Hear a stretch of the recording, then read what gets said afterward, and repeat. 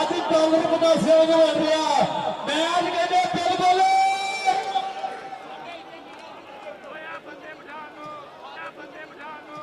21 point ਸੁਲਤਾਨ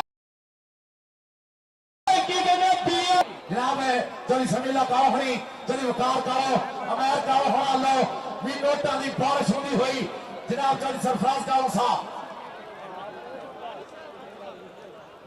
सारे house of में सारे $1 यार इनू कहते